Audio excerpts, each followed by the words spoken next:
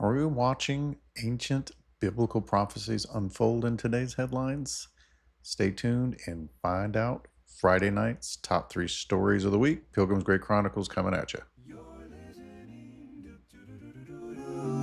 You're listening to Pilgrims Grey Chronicles, top three stories of the week. The world's gone strange, but we love a good peek. From shadows deep to the global stage, we bring the truth from age to age. With harmony bold and a skeptical tone, we dig up the news they don't want known. So stoke the fire and have a seat. This week's top three can't be beat. Pilgrims Grey Chronicles. Yeah, buddy. So, hello, folks. Pilgrims Grey Chronicles, Robert Clark, your host. Excited to guide you through our top three prophecy-themed news stories of the week. And are we watching ancient biblical prophecies unfold in today's headlines? I think so. But, you know, we got three stories, so stay tuned. We're going to explore some extraordinary developments from Iran's missile ambitions to shifting Middle East alliances to ominous drone swarms over Europe, and ask the question, could these events be setting the stage for what Scripture foretold?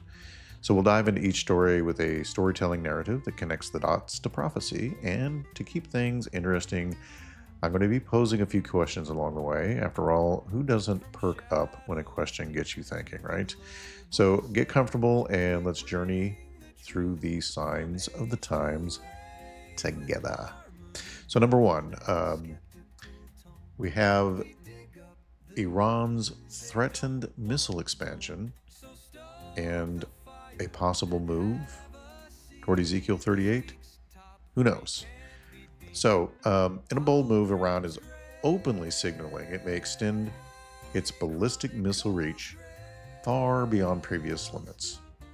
And Tehran had long capped its missiles at about 2,000 kilometers, give or take, right? And it was a self-imposed range said to be enough to hit Israel. But now a senior IRGC commander insists the range of Iran's missiles will be increased to any point deemed necessary. Isn't that nice? So responding defiantly to Western pressure to curb its missile program. In fact, Brigadier General Mohad Jafar Asadi declared that our missiles will reach the range that they need to. And that's all he said. Our missiles will reach the range that they need to. Very interesting statement. And these aren't just idle words, of course. During a brief war this past June, Iran fired hundreds of missiles at Israeli targets. And Iranian officials boast that their missile power even constrained that conflict to just 12 days. So if Iran now expands its missile range further, it could strike not only deep into Israel, but potentially across the Middle East and even parts of Europe. A frightening escalation for the region, possibly. I personally feel like with as incompetent as sometimes some of these things go off, a lot of people have believed that it would be Israel taking out Damascus, fulfilling a prophecy from Isaiah, but maybe it's their own people doing it, and maybe they'll destroy the Dome of the Rock by mistake. Who knows? We'll see. But from a prophetic angle, many are asking, could Iran's muscle flexing be setting the stage for the alliance of nations in Ezekiel 38? In the Bible, the prophet Ezekiel describes a future invasion of Israel by a coalition of hostile nations. Strikingly, Persia, the ancient name for Iran, is specifically listed as one of the key allies of Gog, a leader from the land of Magog. And in that prophecy, anyway, this Iranian or Persia will join forces with others to attack Israel in the last days, only to be supernaturally defeated. So if Iran is now enhancing its long-range strike capabilities, it certainly fits the picture of a nation gearing up for a major role at some point in a future conflict, perhaps. Um, although there is debate on whether or not that particular war is at the beginning or during or even after the millennial reign. So it's really hard to tell, right? And I think that is on purpose in Scripture, to confuse the adversary or adversaries, you know. So are we witnessing early moves perhaps then in that particular prophecy? I think it's a possibility. Iran's newfound reach could even embolden it to act as the long arm of a coalition against Israel. Exactly what we'd expect if Ezekiel 38 is on the horizon, I suppose. But what do you think? Um, I just think it's a possibility. I'm not saying that this is the case. I really lean more towards it being a part of the Gog Magog uh, thing at the end of the millennial reign that's being described. But obviously, I could be wrong. And if you have some interesting ideas on the subject, feel free to put it in the comments section. I'd also like to know, is Iran's missile expansion just geopolitical posturing? Or could it be part of aligning pieces on the prophetic chessboard? I mean, it's a development prophecy watchers are going to be keeping on their radar for sure. Uh, I know many of the ones that I pay attention to definitely mention the article and, you know, not the article, but the idea that Iran has made these statements. And then we have Trump's security guarantees to Qatar as our second, which seems to be a redrawing of alliances, right? Our next story shifts to an unexpected shakeup in Middle East alliances in a headline that caught many by surprise. U.S. President Donald Trump issued a major security guarantee to the Gulf nation of Qatar this week, pledging American military protection for Qatar's territory. So this promise came on the heels of a dramatic event. Israel carried out a controversial airstrike in Doha, the capital of Qatar, targeting Hamas leadership sheltering there. So the strike on September 9th, I believe it was, killed several people, including a Qatari security officer on Qatari soil. And Qatar, a wealthy Arab state and host to a key U.S. airbase, was understandably shaken, I guess would be the word, but probably a little angry.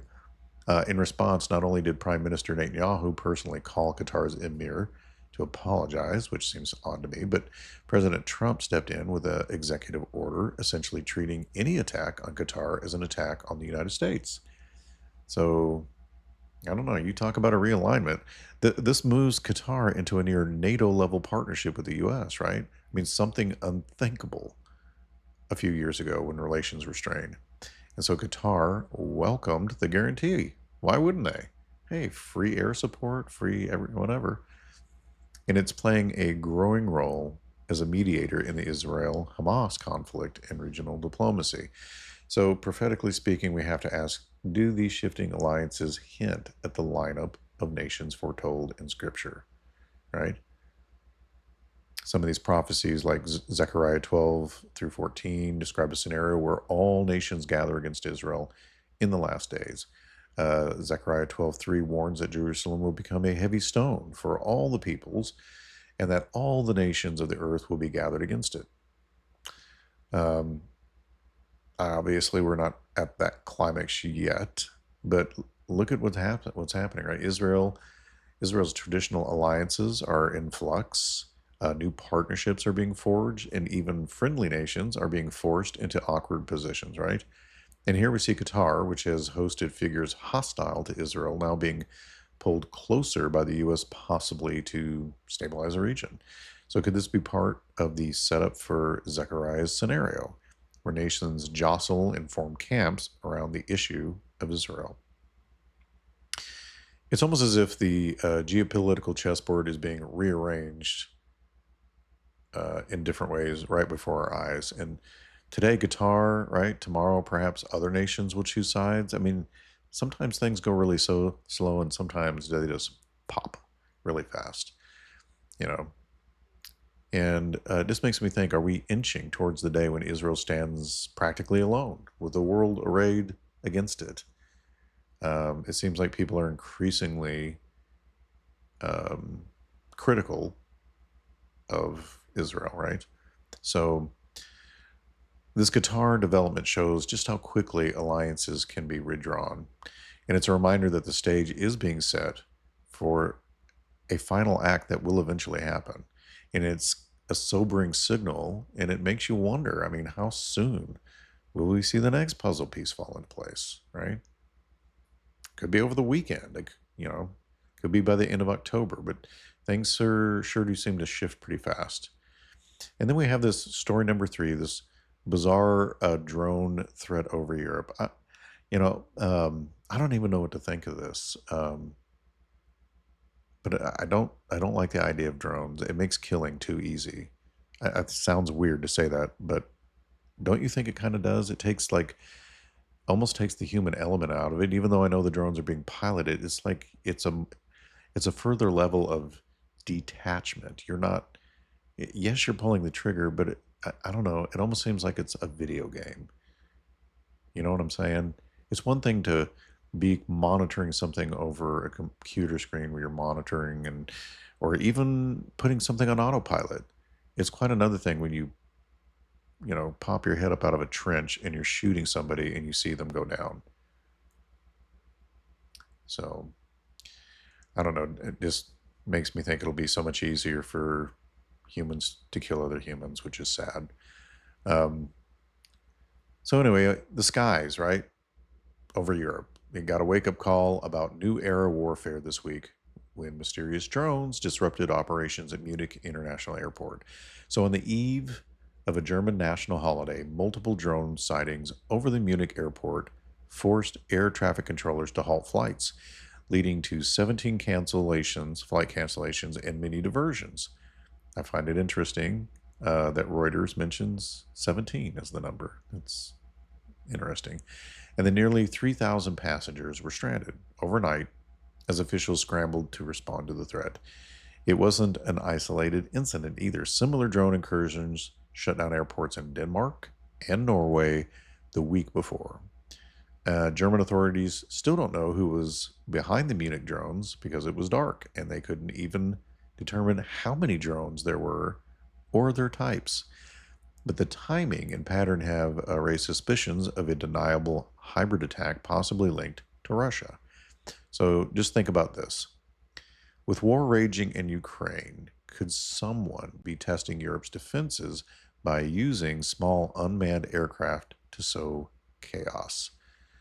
Germany's interior minister said drone threats will be a major topic at their upcoming EU security meeting. And officials are even considering giving police the green light to shoot down drones before they cause disaster. So it's just kind of a stark reminder that the face of warfare is changing, right? Little drones can now do what bombs and armies did in the past. And drones come in various sizes. So, and it can shut down a major airport and instill fear, right? And multiple ways of attack. And so, if you connect this to the bigger picture, Jesus warned that the last days would be marked, of course, by wars and rumors of wars. And we've had that all throughout the centuries. And we usually imagine tanks and troops, but what if the wars of tomorrow look like swarms of drones buzzing in the night, right? Everybody's afraid to go outside. And maybe even afraid to stay in your home if they send you a large enough weapon to blow you up in your house. So this drone threat over Europe is a perfect example of how warfare is entering an age of stealth and asymmetry. In biblical terms, one could say the ancient conflict, even the primeval seed war between good and evil we cover here, is morphing technologically. The weapons of our day are not swords and spears, but unmanned aircraft, cyber attacks, and AI-driven tools, and information warfare, right? So prophecy students often puzzle over how descriptions of end times battles translate to modern technology. For instance, could the strange flying locust creatures in Revelation be symbolic of advanced weaponized drones of some sort? We don't really know for sure. Or they could just be straight up demons. We're not 100% certain. And I really don't want to be here to find out. But it is fascinating and a bit unnerving to see how easily modern tech can throw nations into complete confusion. And one thing is clear: humanity's increasing reliance on high-tech warfare means even powerful nations are vulnerable to disruptive attacks that can come out of virtually nowhere and anywhere. And it feels like a preview of absolute upcoming chaos, right? And is the world preparing for conflicts unlike any that we've seen before? I mean, if so, it seems to align with the idea that unprecedented times, the kind that prophecy speaks of, are approaching. So I know that I will be keeping a watch on the drone stories, and they might be telling us that the next war won't be fought with just boots on the ground. In fact, seldom are they just boots on the ground. There's always something going on in the air. And maybe we'll have more technology going on up there. But anyway, those were the three stories that I found most intriguing for the week. There were others, but I felt like those three were probably going to be the most significant over the next few months, possibly. But in the meantime, our lamps are burning low. We're tired here at the Pilgrims Grey Inn, and the wind outside carries the distant hum, if you can hear it. I can, of the world's unrest. The prophets spoke of these days when nations would scheme in the shadows and men's hearts would faint for fear of what's coming upon the earth, right? Yet the light still shines, not from any throne of man, but from the King who rides unseen upon the storm. And so, travelers and fellow pilgrims and new listeners, if you're new, please join us by subscribing and liking and sharing and commenting and letting us know your point of view, right? And just know that the road ahead twists through ancient prophecies and present wars, and that the seed war still rages. And if you don't know what that is, stay tuned to the channel, Pilgrims Grey Chronicles podcast, because we go over it all the time, the various aspects of it, anything from who is Israel to what shape is the earth. All of these things matter in the seed war because they're all a part of it. Nowadays the war seems to rage through wires, machines, and whispering powers behind the curtain, right? And that though darkness plots its hour, the author of time has already written the final page, right? So keep your lantern trim, keep your heart anchored to the truth, and never forget the road that goes ever on still leads upwards to a city not built by hands. And until we meet again by the watchfire here at the inn, which will be Monday of next week, which I'm pretty sure we have an interview scheduled with Matt. I'll need to remind him of it, from Shepherd for the King. This is Pilgrims Grey Chronicles signing off from the edge of the known world. But walk wisely, stay curious, and keep your eyes on the eastern sky, because the dawn, I believe, is nearer than we think. And we so often think of the storms coming, but there is a time that the dawn comes, right? Although that is one of my favorite lines, again, out of the Battle of the Pelennor Fields, when he tells Mary, the darkness has begun, there will be no dawn. But there will be. We know there will be a dawn, and we look forward to it. In the meantime, you all have a great weekend, and Godspeed to every one of you.